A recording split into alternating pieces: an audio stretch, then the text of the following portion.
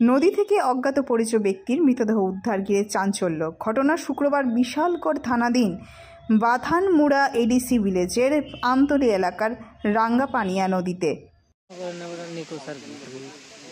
চার পাঁচ দিন ধরে আমরা মানুষের কাছে কইয়া রাখছি, মানে সবারই মানে জানে আসেনি পাইছিনি কোনা কৃষি আইতের বাইতেছি, কৃষি আইতের বাইতেও গেছে না, কোনো গেছে না। আর এমন ওই প্রায় সময় 4-5 দিন যে থাকতো সেদিকে থাকতো, আমুক টামুক ব্যস্ত দেখতে দেখতে মৎস্য খাইতো না, কথা করতো, নদী টদী সাংটামও করতো।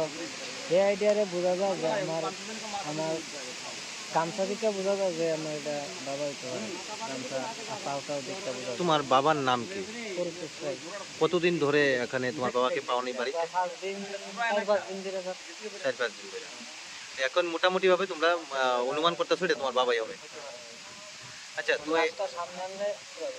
মানে কি হতে পারে, মানে অনুমান করতেছো?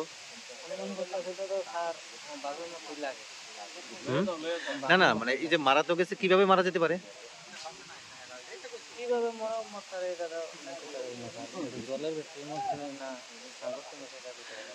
মানে এরকম কেউ মারবো টারবো এরকম কোনো সন্দেহ নেই?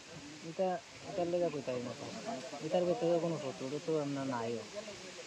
আমার জানার মতো 7 দিন ধরে বাড়ি ঘর আয় না, নিতে পিছিয়ে এসে বাড়ি ঘর সবখানি জানাইছে, কেউ কিছু আইসে না, দেখেন ওই একজনের লাশ আছে হইয়া দৌড়ে আইসি আইয়া দিয়ে